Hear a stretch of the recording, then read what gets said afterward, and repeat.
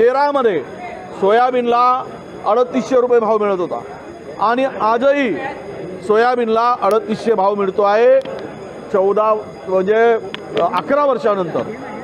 कापूस उत्पादकांना MSPच्या 1,500 रुपये भाव कमी मिळतो आहे। मग MSPचा अर्थ काय?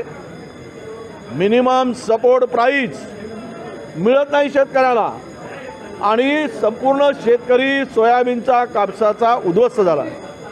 सरकारने CCI सुरू केली पण त्यांनी अटी एवढ्या घातल्या CCI कडून कापूस खरेदी होत नाही, सोयाबीनला भाव नाही, डाळिंबाला भाव नाही, कांद्याला भाव नाही आणि हे सरकार आम्ही हमीभाव देतो म्हणून शेतकऱ्याला केवळ गाजर दाखवत आहे। गाजर म्हणूनच गाजर दाखवणाऱ्या सरकारला आज आम्ही गाजर दाखवला आहे। तुम्ही शेतकऱ्यांना फसवताय, गाजर दाखवताय। हा आजच्या आंदोलनाचा आमचा उद्देश होता आणि सरकारला गेलेली सरकारची हरवलेली म्हणजे त्यांची बुद्धी पुन्हा शुद्धीवर यावी, हरवलेलं भान हे सरकार गमावून बसलं आहे। सर्वाधिक शेतकऱ्यांच्या आत्महत्या महाराष्ट्रात होत आहेत देशामध्ये, तरी या सरकारला लाज वाटत नाही आणि अजूनही केवळ थापाड्या सरकार, वेळ मारून येणारं सरकार जनतेला संपूर्ण शेतकऱ्याला वेठी धरला आहे आणि अशा स्थितीमध्ये या सरकारचं लक्ष वेधण्यासाठी गाजर दाखवणाऱ्या शेतकऱ्यांचं लक्ष वेधण्यासाठी आम्ही आज आंदोलन केलेलं आहे।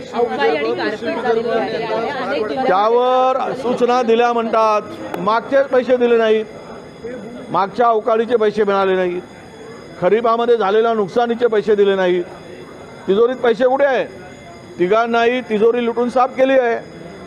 हे तिजोरी लुटणारं आणि भ्रष्टाचाराची स्पर्धा लागली या लोकांमध्ये म्हणून शेतकऱ्याकडे दुर्लक्ष आहे।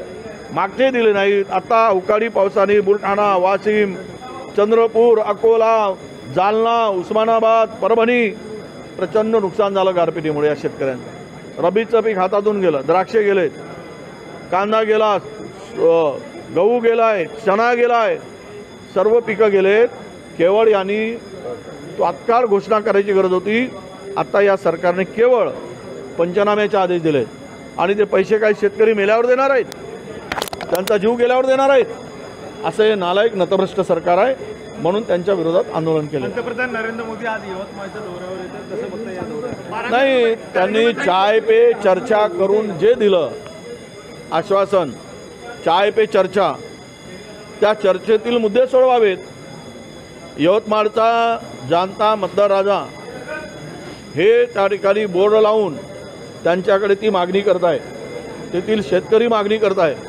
त्यामुळं आज जरी पंतप्रधान तिकडे जात असतील ते मतं मिळवण्यासाठी तो खडारो बसेल, पण तिथला शेतकरी, तेथील जनता पंतप्रधानांच्या ती आठवण करून देईल। चाय पे चर्चामध्ये ज्या शेतकऱ्याबरोबर त्यांनी सांगितलं कि आपके उपज को, आपके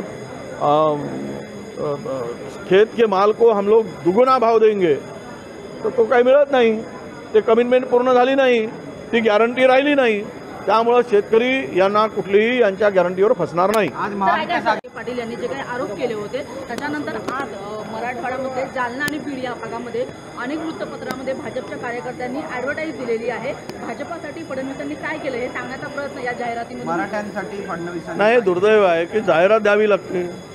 जाहिरात काय लोकांची स्मृतिभंग झालाय, काय लोकांचा स्मृतिभंग झालाय, भ्रंश झालाय, काय हे करायची गरज आहे? याचाच अर्थ असा की तुम्हाला जे काही जरांगे पाटलांनी आरोप केले त्याचं समर्थन आम्ही केलेलं नाही, ज्या भाषेत वापरले त्याचं समर्थन आम्ही करत नाही, पण मराठा समाजातला आक्रोश अजूनही का थांबत नाही? एवढं जर केलं असेल तर, हे जर सगळं दिलं असेल तर तुम्हाला जाहिरातबाजी का करावी लागते याचाच तुमचा पराजय आहे।